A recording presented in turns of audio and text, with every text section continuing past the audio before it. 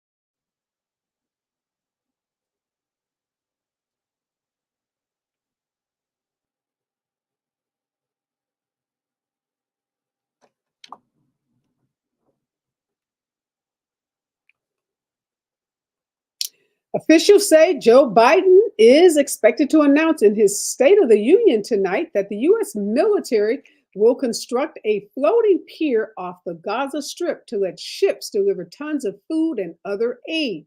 Now, questions remain about how delivery by sea will make its way to desperate Gazans. And tonight is that big State of the Union address. In fact, at 6 p.m., you'll be able to tune into it. And some say this is a high stake moment or high stakes moment for the president.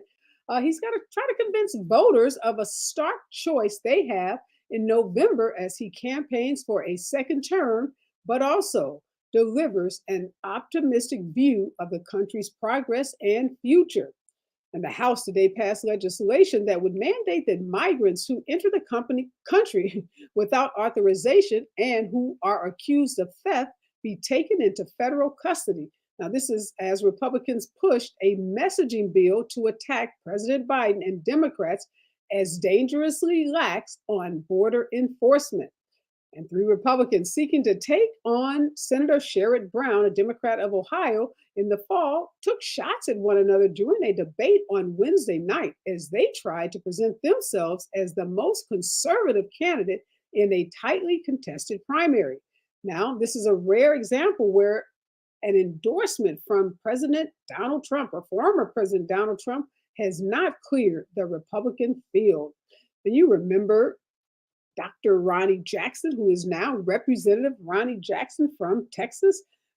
He was quietly demoted after the Navy and a Defense Department Inspector General report found he had engaged in inappropriate conduct while serving as the top White House position for both Presidents Barack Obama and Donald Trump. Jackson, who was a rear admiral when he retired from the Navy in 2019, is now listed as a mere captain. And former Maryland Governor Larry Hogan, who has thrown his hat into the ring to try to become the next senator from the state of Maryland, declined to say whether he would vote to protect in vitro fertilization or codify a woman's right to abortion that was a part of Roe v. Wade. During an event sponsored by Axios in Washington, D.C., Hogan said he didn't even know IVF was an issue until the Alabama Supreme Court's decision last month declared that embryos in test tubes are indeed children.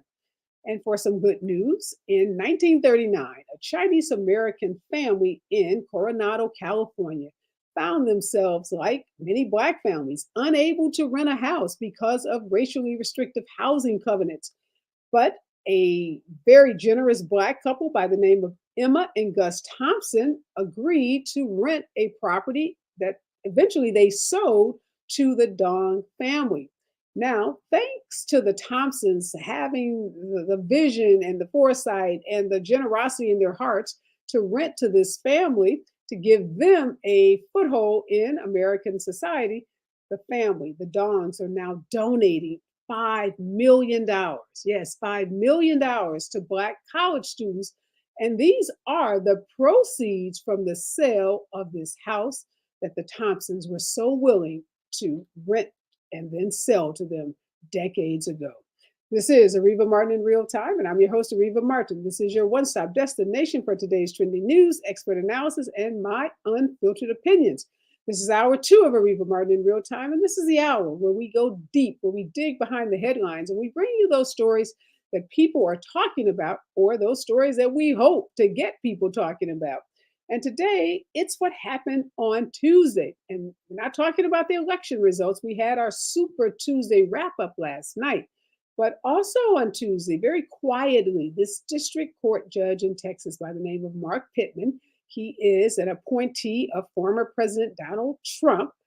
This judge found that the Minority Business Development Agency, better known as the MBDA, that their presumption of inherent disadvantage for minority business owners violated the 14th Amendment's Equal Protection Clause. Now, the MBDA was established in 1969 by the Nixon administration, and it is the only federal agency solely dedicated to the growth and global competitiveness of minority business enterprises. And this isn't just for Black businesses. This is for Asians and Latinos and Native Americans, as well as African American business owners. See, some white business owners decided that they would sue the agency, claiming that somehow they were discriminated against, that somehow they didn't have the same advantages to capital and access to grants and other federal programs as minority businesses did, and that this agency that was enacted or created, I should say, in 1969 by the Nixon administration was excluding them and preventing them from having the same advantages that minority businesses have or continue to have under this agency. And this decision, like I said, quietly decided by this judge, is a part of a much, much bigger and sinister strategy on the part of some folks to literally chip away at every program that has been enacted through policy in this country at the federal level, and even at the state level, programs that were designed not to give minority business owners or college students an advantage, but just to make the playing field even, to even the playing field, to give minority business owners, in this case, an equitable opportunity to grow and to advance their businesses. So we know these folks who have decided that white men in particular, but that white people don't have enough privileges in this country, don't have enough advantages, don't have enough access to capital, and don't have 400 years of advantages given to them, that somehow they should come after what they think is an ever shrinking pie and what they think are things that belong to them that minorities are somehow taking, whether it's Republicans saying that minorities are taking jobs from white folks, or that immigrants are taking jobs from white folks. And now these white business owners are saying that minority businesses are taking something from them. We're going to talk to some experts, Dr. Deborah Ashton and Dr. Kelly Burton, about what this decision means for small minority businesses, what it means for this agency that has been around since 1969, and what it means for the broader attacks that we are seeing on DEI across this country. This is one show you don't want to miss. So stick around. KBLA Talk 1580. Real time. You're listening to Areva Martin in real time on KBLA Talk 1580. KBLA Talk 1580. We've got a lot to talk about. KBLA Talk 1580, connecting you with services and solutions. Legal Aid Foundation of Los Angeles is a nonprofit law firm that protects and advances the rights of the most underserved, leveling the playing field and ensuring that everyone can have access to the justice system. Every year, LAFLA provides free, high-quality legal services to more than 100,000 people living in poverty across greater Los Angeles. Their unique combination of neighborhood offices, self-help centers at courthouses, and and domestic violence clinics puts Legal Aid Foundation of Los Angeles on the front lines in vulnerable communities and at the forefront of change. LAFLA's expert team of attorneys, paralegals, and support staff works to provide direct representation, offer counsel and advice, provide referrals, and educate the community about their legal rights through workshops and seminars. With locations all over LA, you can access their services or volunteer to help no matter where you live. And if you have an urgent issue, call 213-235-0060. That's 213-235-0060. To get legal help, make a donation, or volunteer, visit lafla.org. lafla.org. This is a community call to action from KBLA Talk 1580. What's that sound? That's the sound of Downy Unstoppable scent beads going into your washing machine and giving your clothes freshness that lasts all day long. There it is again. It's like music to your ears, or more like music to your nose. That freshness is irresistible. Let's get a Downy Unstoppables bottle shake. And now a sniff solo. Nice. Get 6 times longer lasting freshness plus odor protection with Downy Unstoppables in-wash scent beads. Jeff, I'm standing courtside where this team is about to celebrate a staggering win here in the fourth quarter. I just spoke with the team captain, who told me they owe it all to Kohl's, where fans found the license gear, game day hosting fines, and other essentials they needed to rally this team to victory. He said, quote, "Great brands, great prices. Discover it all at Kohl's and Kohl's.com. Back to you." Substance use disorder and addiction is so isolating. And so as a Black woman in recovery, hope must be loud. It grows louder when you ask for help and you're vulnerable. It is the thread that lets you know that no matter what happens, you will be okay. When we learn the power of hope, recovery is possible. Find out how at startwithhope.com. Brought to you by the National Council for Mental Wellbeing, Shatterproof, and the Ad Council.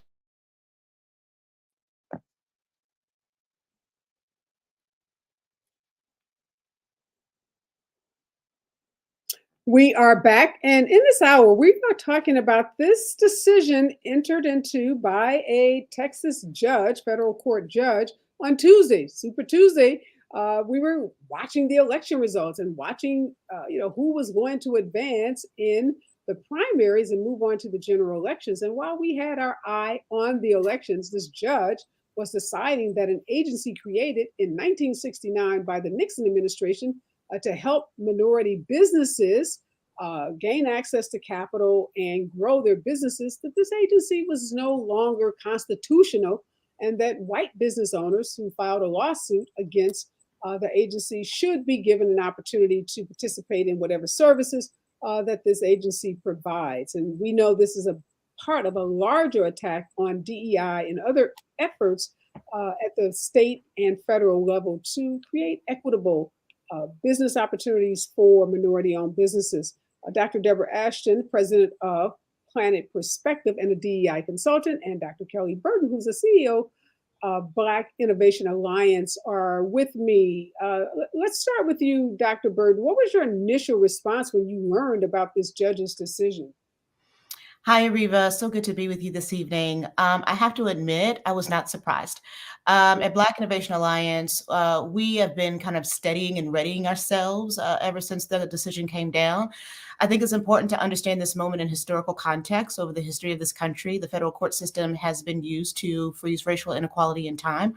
And if we, also appreciate that there are a lot of racial conservatives that are on the benches of federal courts across this country, and decisions like this are going to continue to come down. So we have to really build some sort of muscle or stomach to be able to persist through, because it's not going to get better anytime soon.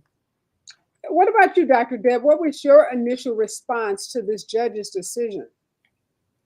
I also was not surprised. The reality is that this country is moving towards being more polarized, and have the individuals who are attacking DEI and attacking essentially all the accomplishments that have gone forward since Brown versus the Topeka board school, Topeka, Kansas, and essentially they want to turn back the clock 70 years. Yeah, so the judge in his decision said that the agency violated the Equal Protection Clause of the Constitution's 14th Amendment through its reliance on the statutory presumption that members of certain minority groups are socially or economically disadvantaged and thus entitled to services. Let's talk about that, this statutory presumption. So the judge says that that's a violation of the Equal Protection Clause. What do you say, Dr. Burton, to those that say, well, there may have been a time in our history when minority-owned businesses were economically disadvantaged, but they'll go and point to Byron Allen or Tyler Perry or some super successful business owner and say, they're proof that minority-owned businesses, particularly Black-owned businesses, are not economically disadvantaged. Yeah. So I would say that over the course of the history of this country, especially when it comes to race, there have been two types of people. On the one hand, there are people that say racism is a problem and we need to do something about it. So whether that was slavery or a Jim Crow or segregation, and these are going to be your abolitionists and your civil rights heroes and your freedom fighters.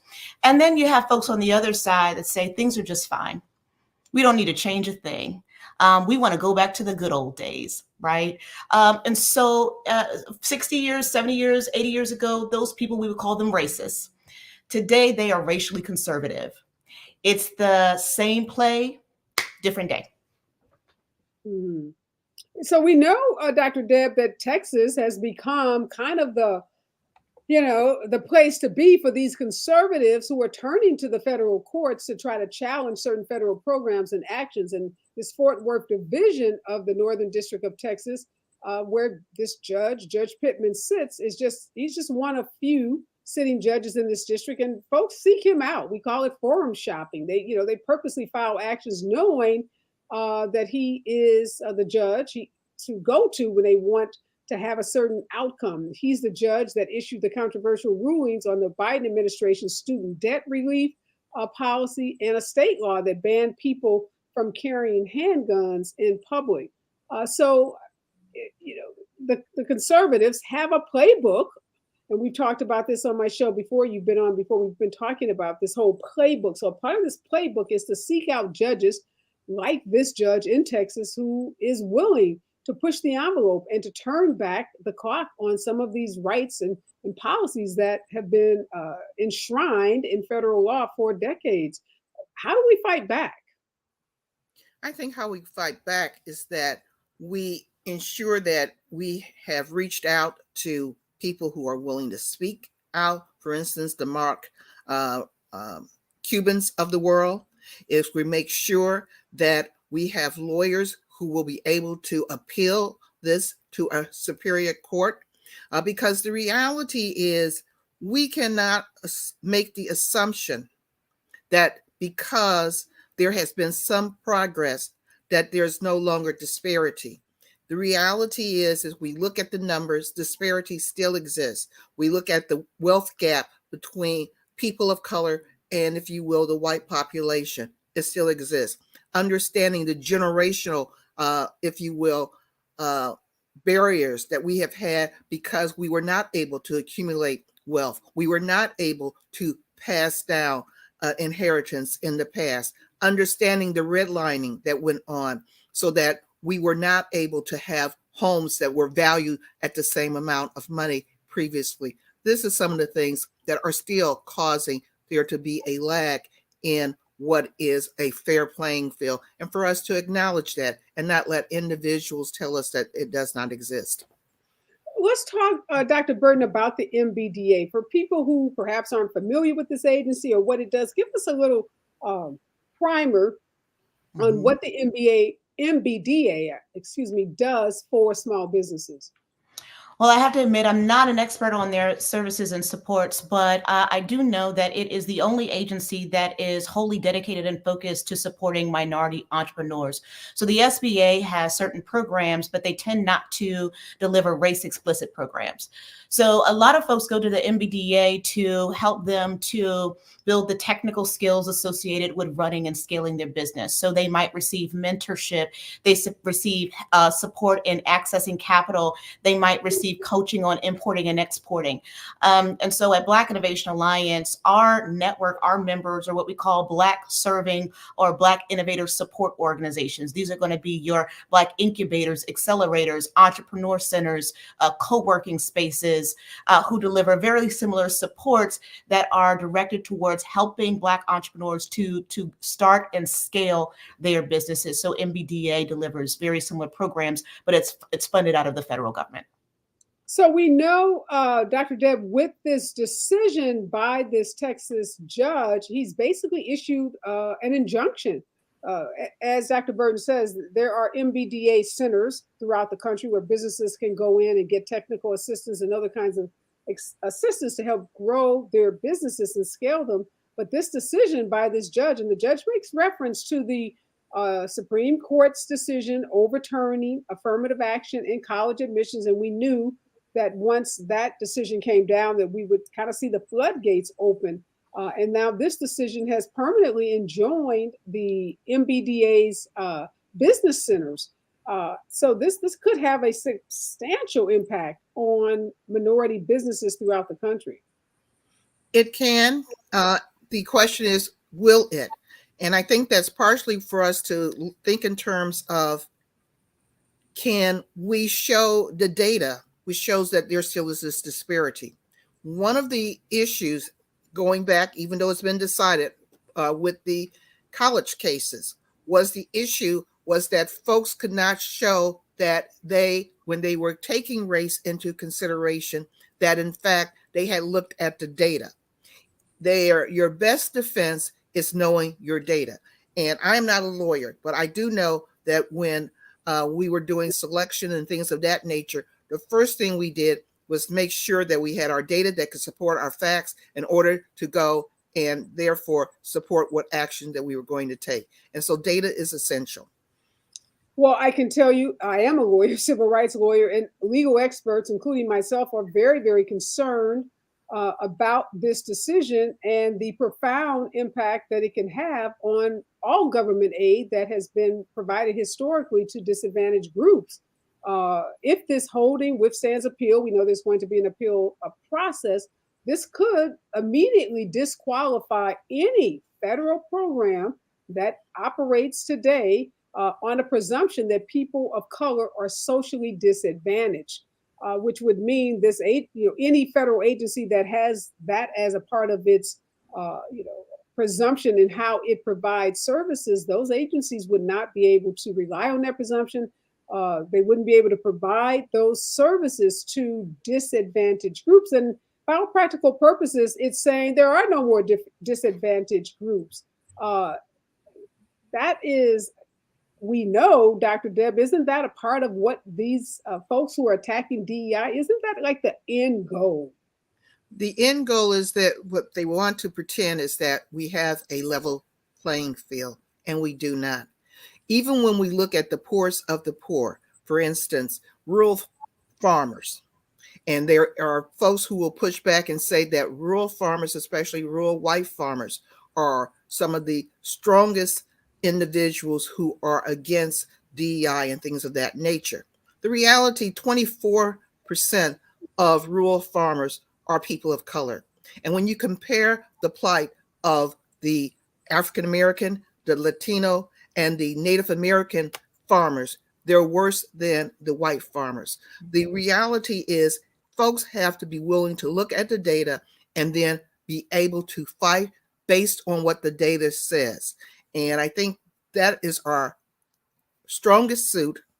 And we will be relying on capable lawyers who can perhaps take the dissenting opinions that was in the Supreme Court as related to the case against Harvard and see if they can amplify the dissenting opinions and use that as their guidepost for where they're going to defend DEI and to defend, if you will, making sure that we truly have a country where everyone is having a fair chance at success. We know that this case, or we expect the case anyhow, to be appealed to the U.S. Court of Appeals for the Fifth Circuit, which also has a very conservative majority. And we also know that this presumption of disadvantage that is a part of this MBDA program is used by dozens of other agencies in programs that are worth billions of dollars, making the ruling a likely focus of a further judicial review. Again, though, at the Fifth Circuit Court of Appeal, not likely to find favor because that's a very conservative court as well. And then we know from the Fifth Circuit, it goes all the way to our Supreme Court, which is incredibly conservative. I don't know. You just described, Dr. Deb, what you believe the end game is. Dr. Burton, what's your sense about what these folks who are attacking DEI, what do you see as the end game for them? I believe they want to freeze inequality in time. There's all sorts of conversation about how Black folks have come far enough. And I got it right here. That wasn't even a plan. Where do we go from here, right? Dr. King was the very last book that he wrote before he was assassinated. And you would think that he was talking to us from the grave because everything that he calls out in this book are things that we are currently experiencing. And so this conversation about Black folks have come far enough, they were saying the same thing in the 50s and the 60s. We have seen relative progress, but we still have not closed the gap. It's still white over Black. We live in a racial caste system where Black folks are perpetually on the bottom. So no matter how far we go, we are still having a hard time achieving actual parity and equality because anytime we make any movement, there is severe and vicious backlash. Well, we know Judge Pittman blasted the MBDA for what he called the use of broad racial categories to assist businesses owned by people of color. He said that the agency placed extra barriers on white businesses, and he compared that to the discrimination, he said, that Irish people in the 19th century faced in the U.S. And then he went on to compare it to the discrimination that Black people experienced during the Jim Crow era. It's when we come forward, want to unpack that. That's a lot to unpack, to compare what white businesses face today to what Black folks faced during Jim Crowism. Stay with us, KBLA Talk 1580. The right time. More of Areva Martin in real time when we come forward. I'm Amber Payton. Here's the latest on the Black Information Network. New York City will soon be host to one of the country's largest Black women-owned manufacturing, incubator, and accelerator facilities. That's word from Mayor Eric Adams, who says IO Labs at the Brooklyn Navy Yard will focus on helping health and beauty businesses owned by women, Black, Indigenous, and other people of color to launch and grow in New York City. The organization Black Voters Matter is mounting an effort to oppose plans to vacate the Tennessee State Board of Trustees. The nonprofit is launching a text campaign to oppose legislation supported by state Senate Republicans. GOP lawmakers are proposing a measure to get rid of the current TSU board, citing ongoing financial problems. Black Voters Matter is texting information on the legislation to thousands of citizens, asking them to contact their state representatives and urge them to vote no on the bill. That's the latest. I'm Amber Payton on your home for 24/7 News, the Black Information Network. Over in Santa Ana, on the 55 North before MacArthur Boulevard, an accident is currently blocking the left lane while stop traffic is coming from the 405. Over in Orange's 22 West before Glassell Street, Grand Avenue split, an accident is blocking the right lane with stop traffic from the Tustin Avenue 55 freeway interchange. Expect a 30-minute traffic jam through the 57 North in Brea between Imperial Highway and the 60 Pomona Freeway. Also, Irvine still has a 40-minute traffic jam on the 5 North between Highway 133 and Ball Road. Some people just know the best rate for you is a rate based on you with Allstate, not one based on anyone else. So if you drive safely, you could save money. Good to know. Visit allstate.com or call for a quote today. This is the KBLA Sports Minute with Ray Richardson. Get ready to see Mike Tyson in the ring again. The former heavyweight boxing champ has agreed to fight Jake Paul, a guy more known for being a YouTube influencer. Tyson and Paul will meet up July 20th at AT&T Stadium in Arlington, Texas. Make sure your Netflix subscription is current. Netflix is the only way to see the 12-round bout. The 27-year-old Paul has been trying to build a boxing career. He's 9-1 in 10 fights against marginal opponents. Paul is stepping up big time in competition, even though Tyson is 58 and hasn't fought since he retired in 2005. Apparently, Tyson feels he can still throw down. Tyson won 44 of his 58 bouts by knockout. A lot of folks will be dialing up Netflix to see if he can add one more to his knockout total. LeBron's left ankle is sore again. We'll keep you posted on whether he plays Friday night against Milwaukee. No debates, no speculation, just the info you need. That's your KBLA Sports Minute. I'm Ray Richardson on KBLA Talk 1580.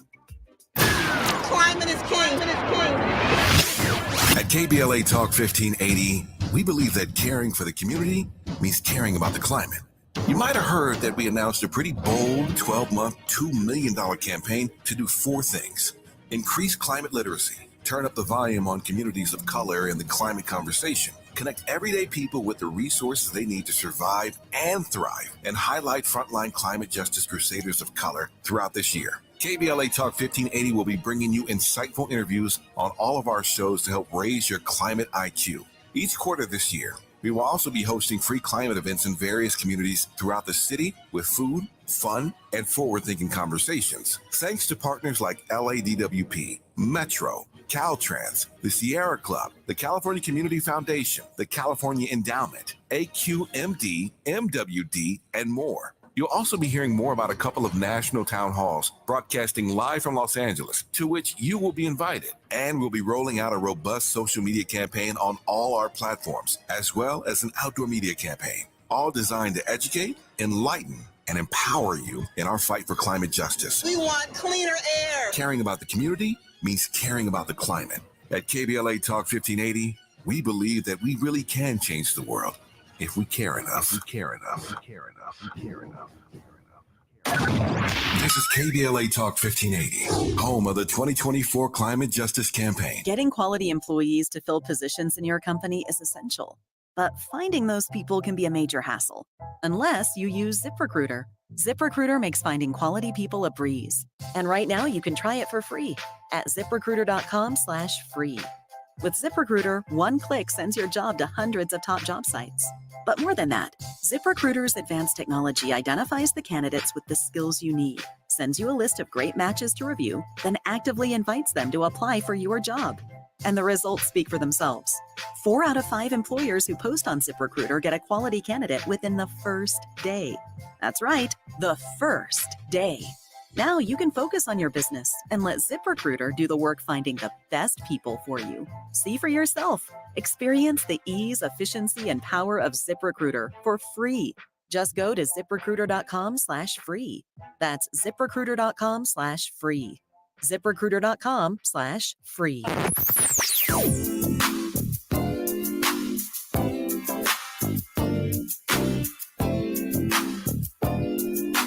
This is KBLA Talk 1580. Talk radio. That's music to your ears. We're unapologetically progressive. KBLA Talk 1580.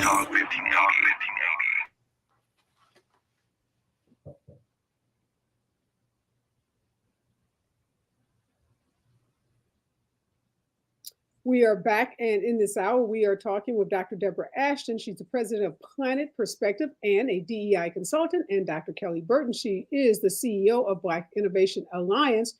We're talking about a decision by a Texas court judge, yes, a judge who has a history of overturning policies that have been in place for decades, and some policies that have been in place to provide equity to certain minority groups. And in this case, we're talking about a decision where this judge decided on Tuesday that the Minority Business Development Agency, the MBDA, cannot use race and a presumption that race means you are a disadvantaged business. So when you look, Dr. Ashton, with this decision by Judge Pittman and at a Tennessee judge's decision that the Small Business Administration's 8A business development program that equated race with social disadvantage. That judge determined that was also unconstitutional.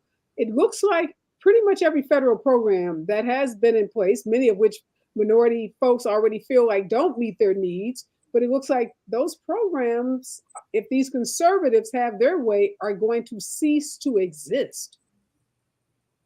Yes, that is what they would, I think, prefer. And at the same time, I think one of the things that we, especially in DEI, feel need to do is make sure that we're reaching out to allies to help support this. If in fact they're coming after race, they will also be coming after gender, because you have the minority and women-owned business enterprises.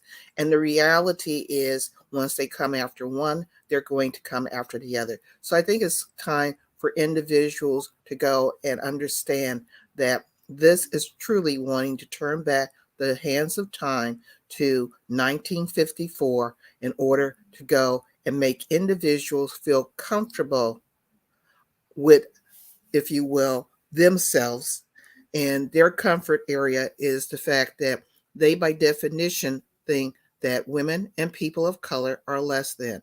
When individuals feel comfortable enough to say out loud that whites and Asians are smarter than Blacks and Latinos and Native Americans, and as was referred to as third world IQs, then we know that there is still an issue around race in these United States of America.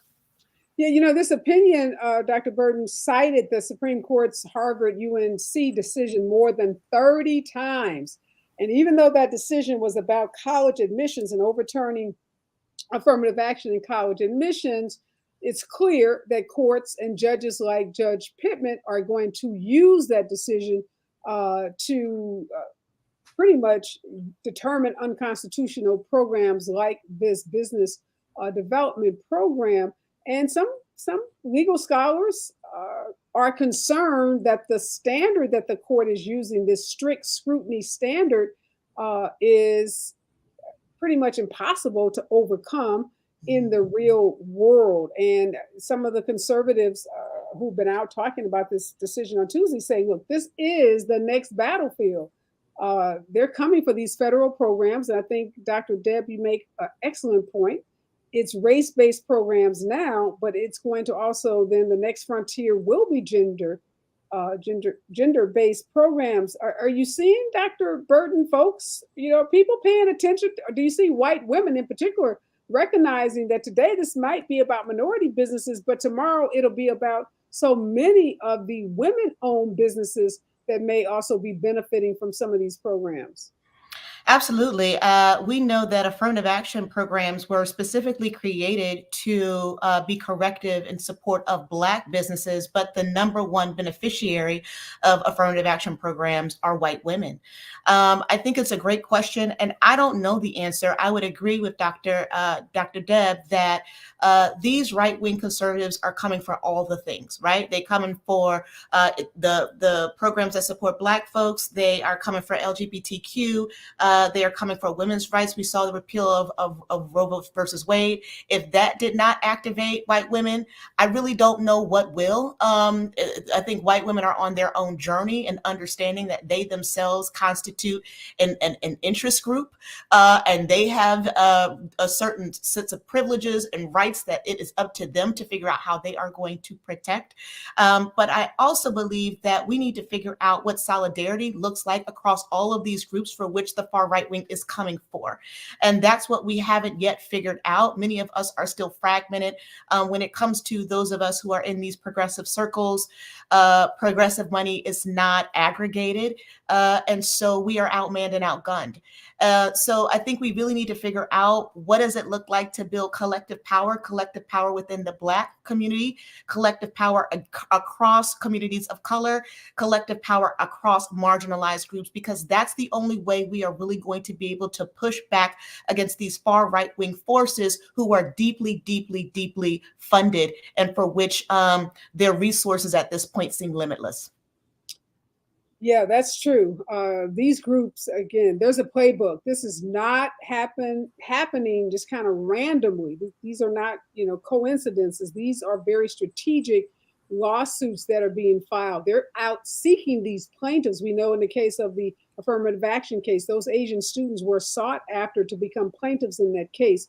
I would suspect that the white businesses that are the plaintiffs in this lawsuit, again, were recruited by these conservative groups. I just want to give both of you and the audience some sense of how significant this MBDA program is and how great of a positive impact it has had on minority businesses. As I said, it was established in 1969 by President Nixon and made permanent really in 2021 under the Infrastructure Investment and Jobs Act, which increased its funding to $550 million over 5 years. So a substantial amount of money dedicated to this agency. There are more than 36 of these centers across the country that help minority-owned businesses. We talked about securing financing. And another thing that's important to note, these centers help minority businesses navigate the federal contracting process, which can be very difficult. And we know the government spends billions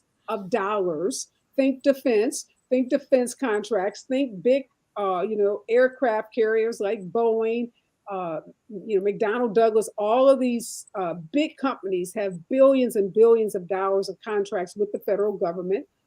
In 2022, MBDA clients secured just 1.6 billion in private and government contracts. And I do say just one, and not to suggest that 1.6 billion isn't a lot of money, but if we did a little Google research, we could probably find that non-minority businesses, that number is probably, 1,000 times higher.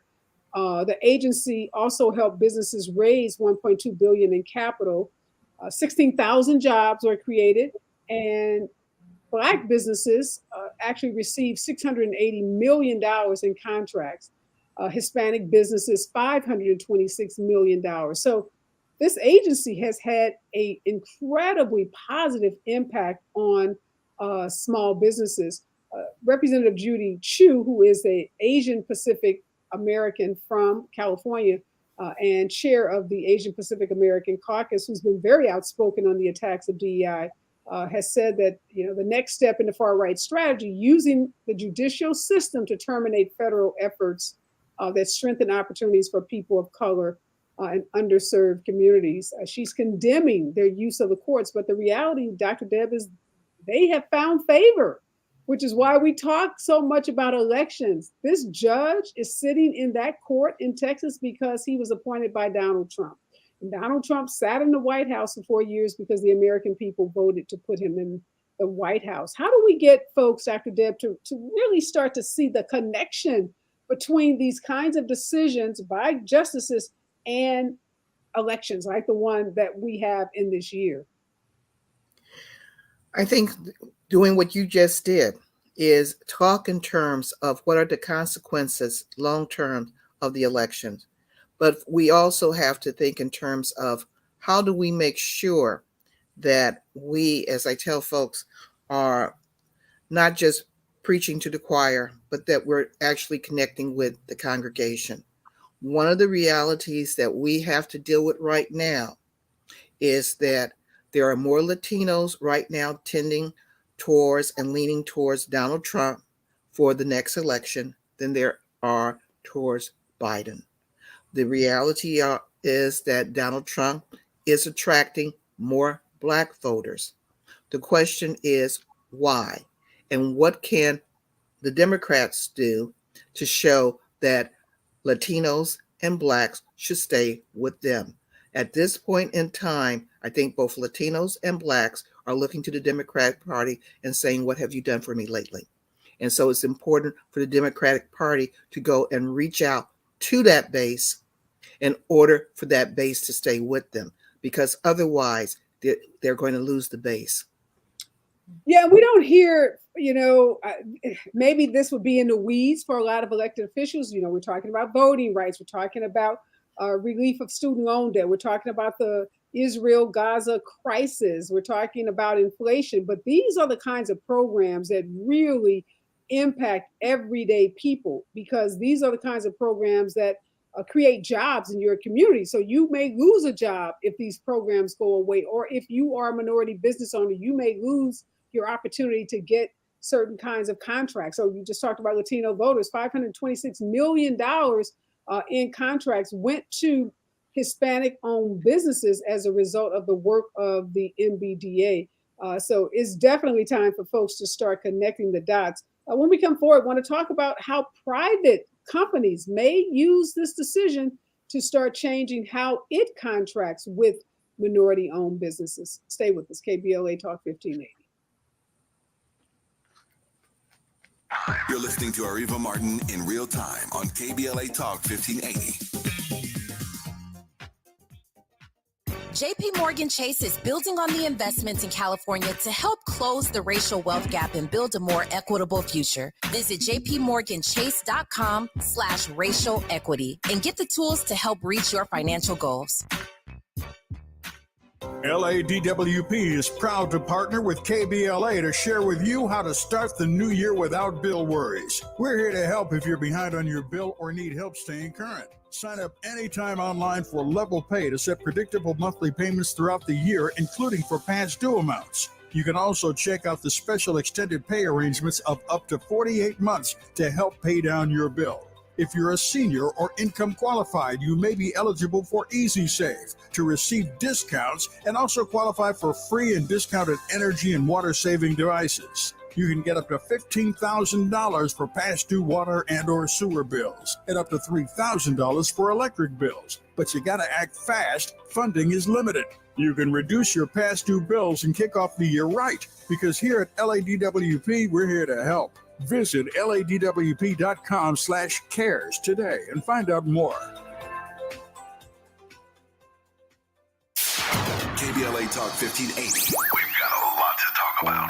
KBLA Talk 1580 believes in community empowerment through the arts. Dia Chucha Central Cultural is on a mission to transform community in the Northeast San Fernando Valley and beyond through ancestral knowledge, the arts, literacy, and creative engagement. The Northeast San Fernando Valley has a population of about 500,000, the size of the city of Oakland, yet it has no bookstores, art galleries, or full-fledged cultural spaces until Dia Chuchas opened its doors in 2001. Founded by renowned poet and activist Luis Rodriguez, Dia Chuchas Cultural Center provides a year-round free or low-cost arts and literacy bilingual intergenerational programming in mural painting, music, dance, writing, visual arts, healing art sessions, and healing talking circles. Activities also include Mexica, Aztec dance, indigenous cosmology, philosophy, and 2 weekly open mic nights, one in Spanish, the other in English. In addition, they host author readings, film screenings, and art exhibits. To express yourself, heal yourself, attend an event, or volunteer, please visit www.diachucha.org. That's TIACHUCHA.org. This is a community call to action from KBLA Talk 1580.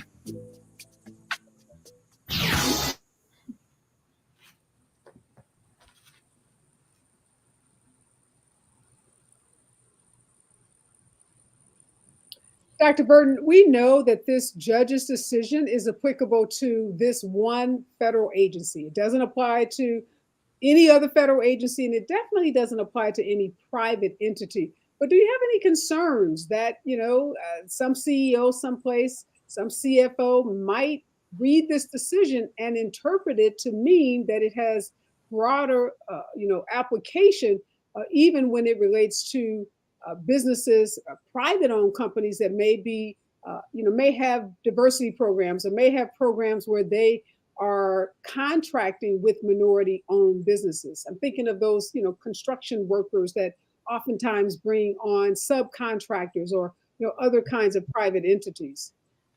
Absolutely, and I think it's important to acknowledge that These programs, supplier diversity programs, whether it's in the federal government or in the corporate space, have historically underperformed. And when I say underperformed, less than 5% of government and private sector contracts actually go to disadvantaged businesses. So that's all, that means 95% of the business across the public and the private sector go to white, male, able-bodied, male-led ventures, right? And so we see this theme of 95% kind of across the ecosystem. When we think about venture capital, 96% of venture funding goes to white male-led ventures.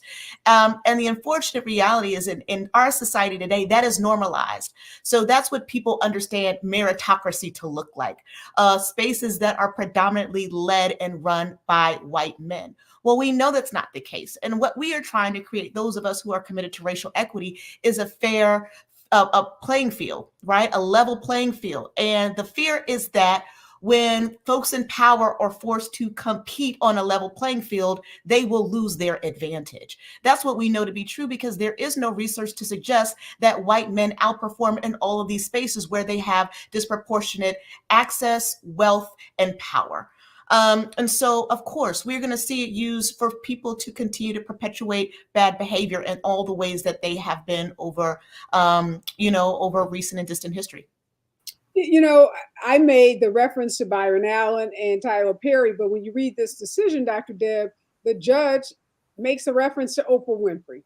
So he finds like the most successful Black woman, in media, and much of Oprah Winfrey's success is because she was a media personality. She's not your typical minority business owner, but he holds up this one super successful billionaire and says, here's evidence that, Black folks are not disadvantaged in businesses. So why should we give them any advantage? Why should they have, use of these services to navigate government contracting or to secure financing? But we hear what Dr. Burton said about the small number of Black businesses that are able to access venture capital. That story's in the news all the time. But yet the narrative seems to win. The narrative that somehow white men are being disadvantaged by these programs, and that there are all these super successful Black businesses like Oprah Winfrey that are out there and they don't need help anymore. So, Oprah Winfrey, according to this court's decision, is the last person that would need help from the MBDA. So the narrative seems to be taking root in some places and some important places. So when we think about how do we change narrative, how do we, fight back against that narrative, what comes to mind for you? Well, what comes to mind to me is to ask, well, you named Oprah Winfrey. Can you name me 12 other Black women who are billionaires? We could easily name you 12 white men who are billionaires. The question is, are you going to allow individuals to take a iota and then say that iota they can generalize to the whole population? They can generalize it when in fact the history has been, and some of it is not that distant, redlining, predatory lending, etc., that were promulgated against people of color. Understanding the fact of what happened during the whole banking industry with the mortgages, etc. These things are not distant past. These are recent past. And so I think part of it is for folks to call them when they take an exception to the rule. And let's face it, Oprah Winfrey, Tyler Perry are exceptions to the rule. And no, not that many people of any complexion are in the, if you will, the movie industry or in Hollywood or in media. It is an unrealistic comparison, and we should not allow them to get away with it. And one thing, Dr. Burton, that the MBDA attorneys, the government attorneys, argued to try to oppose this lawsuit was that these policies are needed to help rectify past discrimination in which the government itself played a role in. So that argument fell on deaf ears. We hear oftentimes folks saying, well, I wasn't there. We hear this with regards to the reparations argument. Well, why should I pay today for something that my ancestors did I wasn't there. And that's pretty much what the judge is saying in this case. Well, to the extent the government might have been involved in discrimination in the past, it's not now. It's hard to say that with straight face. It's arguing that it's not involved with it now, and that these white businesses should not suffer, in the opinion of this judge, because of actions of the government, what it would say was hundreds of years ago. Well, what we know is that we are dealing with inertia. The inertia from past decisions and choices made. We think about the ways that the middle class was created. The white middle class is a product of government policies. It is a product of World War II and the industrial boom that happened on the other side of it. And Black people were shut out from all the ways that white folks accumulated wealth over the 50s, 60s, 70s, and 80s. Black people were shut out. When we think about housing, and folks like to lift up housing as a means of wealth creation. Yeah, if you were able to get a house in a particular neighborhood in the 1980s, which many Black people were shut out of. Today, home ownership is only a wealth creation mechanism if you already have wealth. Most people cannot afford the average home price. And so when a lot of the wealth and opportunity was created, Black people were shut out. There was a recent study that referenced that the racial wealth gap had closed last year. Well, you think, well, that's odd. What drove that? Well, what drove it was the market was down. So when the market down, Black people do better. Why? Because Black people are under indexed in the market. But as soon as the market goes back up, Black folks are going to be back down. So there are so many things where white folks were onboarded into the economy during times when the economy was booming, and now Black folks are trying to catch up. Currently, there is a 228-year racial wealth gap where most of the wealth in this country is generated by capital gains. So that means if you've got money, your money makes money. It's not that people are getting wealth because they work hard. That's maybe 60, 70 years ago, but not anymore. Today, it's about having wealth and your wealth making more money. If you don't have money that is invested in assets, you are not making any money. And so for Black folks, so much of it is us having to get together and figure out strategically how we are going to advance our own cause. We can't control what the government is going to do. Black people are 13% of the population. We've been 13% of the population for a long time. Oftentimes, we are relying on our allies and our friends to latch onto our cause and see our mutual and shared and collective fate. But sometimes that works out for us and sometimes not so much. I think the onus is on Black folks to really think through, what does it mean to be the most marginalized group in the wealthiest, most powerful nation in the world? What does it mean when you have access to $2 trillion in spending power, which is more than most nations' GDPs? And if we can really lean into that relative power and figure out how we are going to get ourselves out of this rut and lean less on a lot of these structures that have supported us over the last 56 years, which might not be there anymore, I think we might be in a more strategic position.